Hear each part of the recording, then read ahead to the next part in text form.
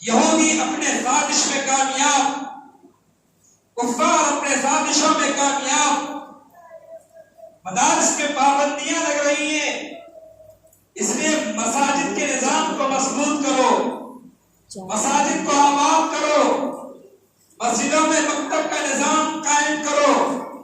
آپ T V والوں کو 500 روپئے یوں ہی دے دیتے ہو، ہوٹل میں جا کر دوستوں میں 1000 1500 2000 یوں ہی کھا لیتے ہو، شادیوں میں 5 لاکھ 10 لاکھ قرضے لے کر یوں ہی خرچ کر لیتے ہو، لیکن اچھے عالموں کو رکھ کر، اچھے حافظوں کو رکھ کر، اچھی تنخواہیں دے کر اپنے بچوں کو دین کی تعلیم دلانے کا شوق ابھی بھی نہیں آیا۔ جب سب کچھ ختم ہو جائے گا تب آپ کہو گے اے کاش میں اس وقت اپنے بچے کو دین کی تعلیم دلوا لیا ہوتا۔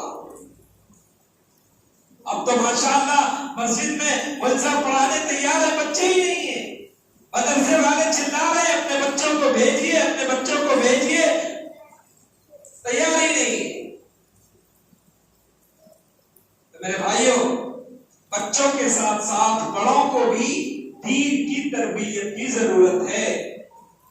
ایسا نہیں ہے کہ آپ نے پڑھ لیا، بچوں کو پڑھا دیا، کام ہو گیا، آپ کو بھی سیکھنا پڑے گا۔ دنیا کا معمولی کام کرنے کے لیے سیکھنا پڑتا ہے، اللہ کا قرآن سیکھنے کے لیے محنت کرنا پڑے گا۔ شرمانے کی ضرورت نہیں ہے، دین پر عمل کرنے کے لیے شرمانے کی کیا ضرورت ہے؟ آپ خود بھی آئے قرآن سیکھیں، میں سکھانے کو تیار ہوں۔ میں نے بارہا اعلان کر کے کہا کہ آپ رات کے 9 بجے، آپ میرے جو لوگ کام پہ جاتے ہیں 9 بجے آئیے، میں 9 بجے رات سے پڑھاؤں گا۔ آپ کے پاس صبح ٹائم ہے، 8:30 بجے سے آئیے، 9:30 بجے تک پڑھ لیجئے۔ آپ اپنے آپ کو کامیاب باپ مت سمجھیں، آپ کامیاب والد، کامیاب ماں اسی وقت بن سکتے ہیں جب آپ کا بچہ جنتی بنے گا۔ آپ نے دنیا سیٹل کر دیا، خوش ہو گئے، ایسا بالکل یہ خیال دل سے نکال دیجئے، کیونکہ ہر آنے والا دن چیلنج بھرا ہوا ہے۔ علماء کرام، ہمارے بڑے بڑے علماء کرام ابھی آپسی میٹنگیں کر کے کس طرح سے امت کے ارتداد کو بچایا جائے، مسلم بچیوں کے اندر کس طرح اسلام کا جذبہ لایا جائے، اس کے لیے کوششیں کر رہے ہیں۔ آپ بھی اپنے اپنے محلوں کے اندر کرو۔ آپ خوش مت ہو جائیے کہ میری بیٹی محفوظ ہے، اسلام کی ہر بیٹی آپ کی بیٹی ہے۔